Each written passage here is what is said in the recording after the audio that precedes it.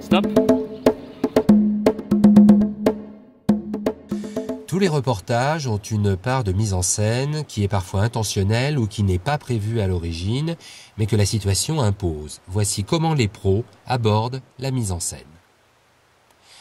Prenons deux situations, parmi d'autres, d'exemples de mise en scène. La première avec un restaurant, la seconde sur un pont suspendu. Dans le premier exemple, la situation est classique, un couple en vacances et la recherche d'un restaurant un peu difficile à trouver. Le vidéaste peut se contenter de filmer juste l'arrivée au restaurant, c'est la séquence de base. Voilà, c'est cool. Après une demi-heure de recherche, le restaurant est trouvé.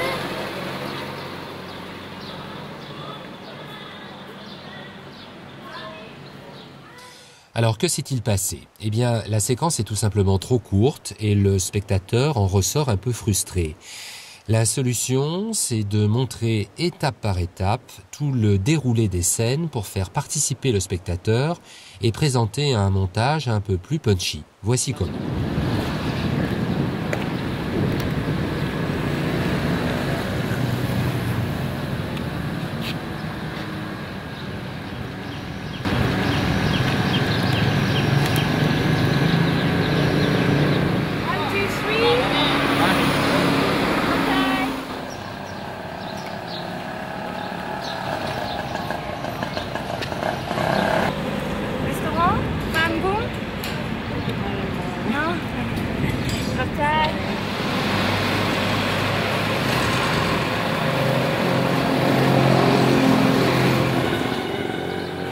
Voilà, c'est cool.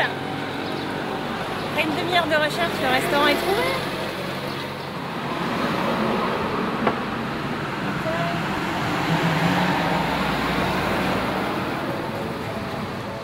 Autre exemple de situation bien différente, celle d'un pont suspendu.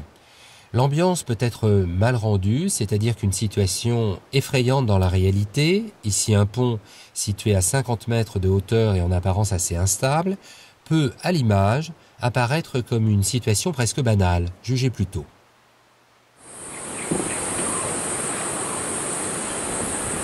This we call it the earthquake bridge and then also dancing bridge.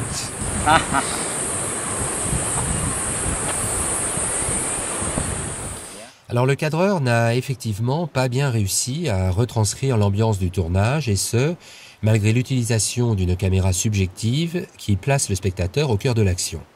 En fait, le cadreur n'a utilisé qu'un seul axe de tournage et qu'un seul plan séquence qui ne rendent pas compte de la globalité et de la réalité de la scène. Pour rendre cette scène palpitante, le cadreur aurait dû varier les axes et montrer le vide, les planches du pont à moitié trouées, etc.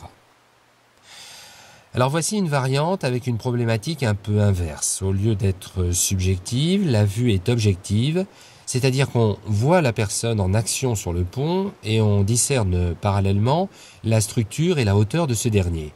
Mais la scène a l'inconvénient de s'éterniser car elle est filmée depuis un seul axe.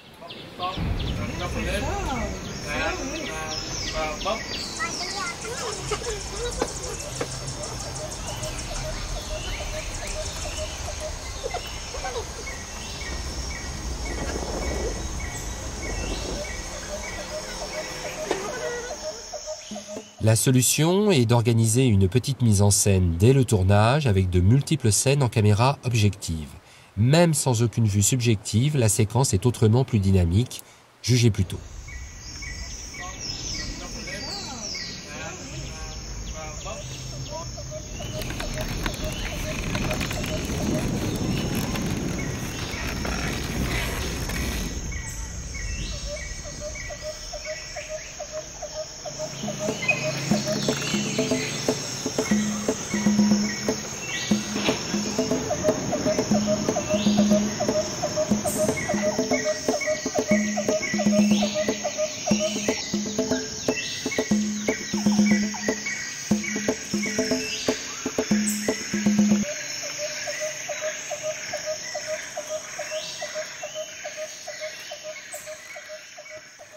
Enfin, la mise en scène peut être aussi purement formelle.